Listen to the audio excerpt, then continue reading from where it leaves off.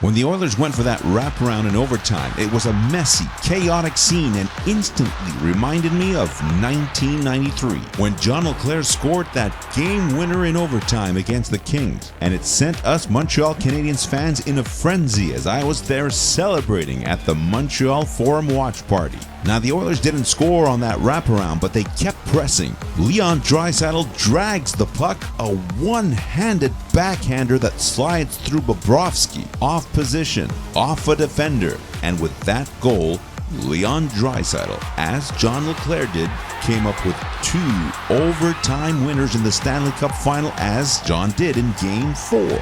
But there's a third name on that list. Don Raleigh in 1950 scored overtime winners in Games 4 and 5 to give the New York Rangers a 3-2 series lead in their final.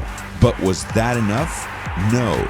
They lost dramatically in Game 7 in overtime and were just in year 10 of what would become a 54-year drought, finally broken when Mark Messier hoisted the cup in 1994. And so this story is set up with 2 opposite outcomes, one of heartbreak and one of triumph. Is this the goal that pushes the Oilers to never look back like it did for the Canadiens in 1993? Or no, just like with the Rangers, a spark that faded and the long stretch of Canadian club heartbreaks continue? For now, it looks like the arrow is bending in the wrong direction. But this is all in the mind.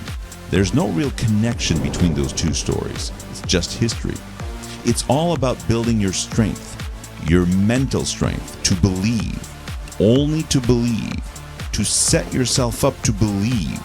And that remains the greatest challenge, but it's also where your greatest strength lies. So which side of the story will you end up being on?